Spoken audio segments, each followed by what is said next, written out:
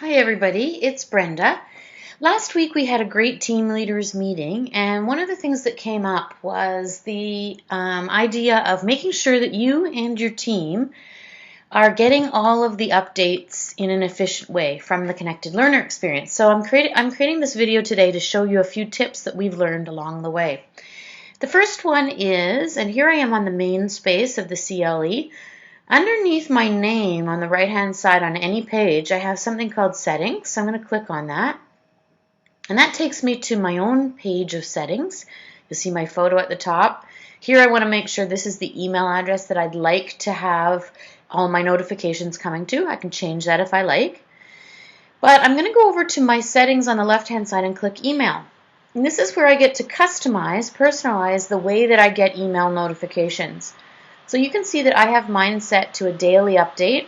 I could also change it to instantly so that I would get email updates right away in my inbox. The daily one I like because at the end of the day I get a list of all the action that's happened and I can follow that up whenever I like. I can also choose some of these more personal ways to get responses if people are messaging me or if people are making comments to groups that I belong to, that kind of thing. And then I would just click save. What I don't want to do, whoops, and I just want to make sure you see this, I don't want to have this one checked at the bottom. None of your team members would do well if they had that checked because they wouldn't get any email notifications. So make sure they don't do that. I'll go back to the main page.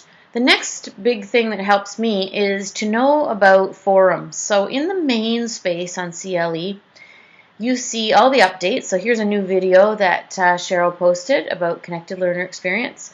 We're talking about the EduBlogs Award contest, and we've been nominated for 3 things from PLP, so that's great if you want to vote. Here's information about Curriculum Adventures. And down below that main space is where all of our discussions always happen. It's called the forum.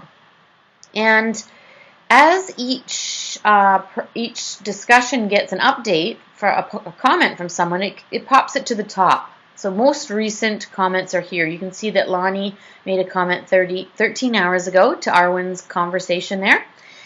But if you go down to the bottom of the discussions, this is what really helps me. When I click View All, and I go right down to the bottom again, because now we've got all of our discussions, 18 pages of them actually, there's a button here called Follow. And when I click that button, it will send me an email address or an email notification when there's new discussions. So this helps me. I don't have to actually reserve a time to come back in here and look for new information. As soon as new information is posted, I'm going to get an email. So it prompts me to come back to this space and get updates. I love that. This also works if I go to groups. So for example, everybody should be involved in the action research by now. So I'm going to go into that group. It's the same kind of thing. Here's the information page that Cheryl will change up frequently, and here are the discussion forums. So Kathy Beach yesterday made a comment to step 1, Cheryl's discussion, so that popped it to the top. But if I click View All again, I can choose to follow, and you can see I'm already following this one. So I'll get emails when a new post is created. Again, helps me. I don't have to remember to check back. It's going to do it automatically for me.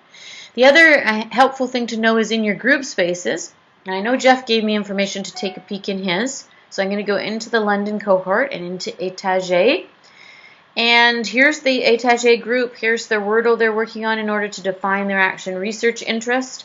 Here are their discussion items underneath. When I click View All, I can go down to the bottom and I can follow. I've already, in my last demo, I guess I did this, so I'm going to turn it off. But you'll see the follow button in your group space. You could turn it on, and that means that when someone in your group posts, you'll get an email. You won't have to remember to keep checking here to find the newest action. Just one little tip too, when you're posting in your group spaces, if your folks don't have that follow button turned on, you'll go ahead and post a new discussion, but there's no guarantee they will see it unless they remember to come and check your group. So one thing that really has helped us as community leaders is whenever we do that, we make a new post to the group. Sometimes we click Send Message to Group, and that we just put a reminder in there that we've added something new, just in case someone doesn't have that follow turned on, then they get an email to say there's something new. So that also helps people get connected.